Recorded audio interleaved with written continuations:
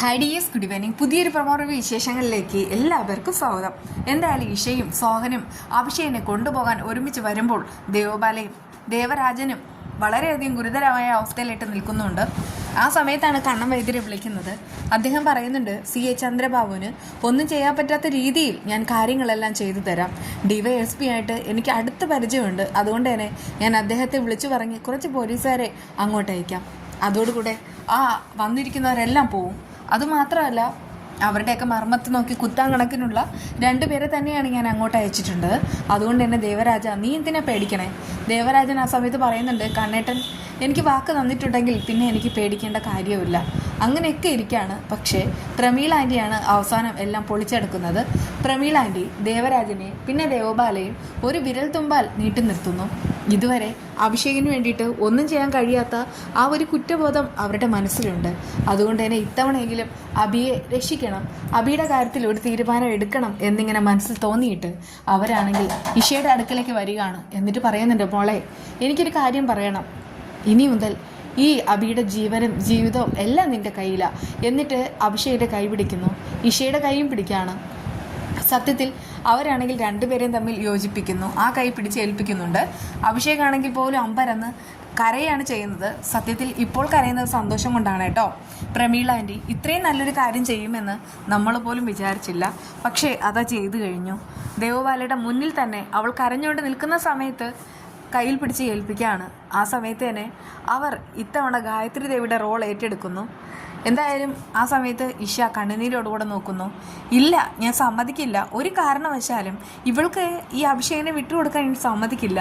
ഇതെൻ്റെ അഭി എന്ന് പറഞ്ഞ് ഭ്രാന്തമായ അവസ്ഥയിൽ ദേവബാല ചാടിപ്പുറപ്പെട്ട് വരുന്ന സമയത്ത് രാജിയാണെങ്കിൽ ആ ദേവബാലയെ പിടിച്ച് ഒറ്റ തള്ള്. എന്നിട്ട് പറയുന്നുണ്ട്, ഒന്ന് പൊടി, നിനക്ക് ഭ്രാന്തുണ്ടെങ്കിൽ ഉളംപറയിലാണ് പോകേണ്ടത്.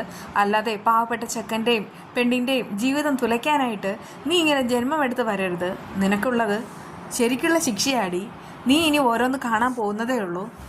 അഭിമോനാണെങ്കിൽ ഇഷയുടേത് മാത്രം. ആ സമയത്ത് തന്നെ ദേവബാല താഴേക്ക് വീണ് കിടക്കുന്നു. ദേവരാജൻ മോളം ചെയ്യരുതേ എന്നുള്ള ഭാവത്തിൽ നോക്കുന്നു. പക്ഷേ വീണ്ടും പ്രമീള അവരെയെല്ലാം വിറപ്പിച്ച് നിർത്തുന്നുമുണ്ട്. ആ സമയത്ത് തന്നെ ഇഷ അഭിയോട് പറയുന്നുണ്ട്, അഭി ഇനി എന്തിനാ അവിടെ നിൽക്കണേ, നമുക്ക് പോകാം. ഇതും നമ്മുടെ വീട് തന്നെയാണ്. പക്ഷേ അഭിക്ക് കുറച്ചുകൂടെ സുരക്ഷിതത്വം കിട്ടണമെങ്കിൽ നമ്മുടെ വീട്ടിലേക്ക് പോകണം. ഇത്തവണ അഭിയെ ഇഷ കൊണ്ടുപോകുന്നത് ഒരു പേയിങ് ഗസ്റ്റായിട്ട് തന്നെയാണ്. കാരണം അവൾ ഒരു എഗ്രിമെൻറ്റും കാര്യങ്ങളും എല്ലാം ഒപ്പിച്ചിട്ടുണ്ട്. അതുകൊണ്ട് തന്നെ എന്തുകൊണ്ടാണ് അഭിഷേക് അവിടെ ഇഷയുടെ വീട്ടിൽ പോയി താമസിക്കുന്നുവെന്ന് ഈ ദേവരാജനും കണ്ണം വൈദ്യരും ഈ കോടതി മുമ്പാകെ ഒരു പെറ്റീഷൻ ഫയൽ ചെയ്യുന്ന സമയത്ത് ഇവർക്ക് ഉറപ്പായിട്ടും തെളിയിക്കാനുള്ള ഒരു മാർഗ്ഗമാണ് ആ ഒരു എഗ്രിമെൻറ്റ് പേപ്പർ. അത് ഹാജരാക്കിയാൽ മതിയല്ലോ.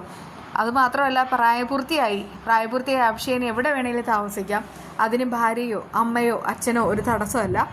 ആ സമയത്ത് തന്നെ ദേവബാല സമ്മതിക്കില്ല എന്ന് പറഞ്ഞു നിൽക്കുമ്പോൾ അവിടെയുള്ളവർ ദേവബാലയെ പിടിച്ചു മാറ്റാൻ ശ്രമിക്കുന്നു.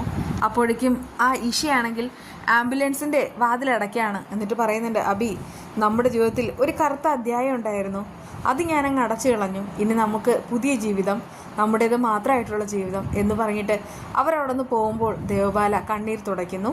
ഇതൊക്കെയല്ലേ നിങ്ങളും കാണാൻ ആഗ്രഹിച്ചിരുന്നത്? ഞാനും അതൊക്കെ തന്നെയാണ് വളരെയധികം ആകാംക്ഷപൂർവ്വം കാത്തിരുന്നത്.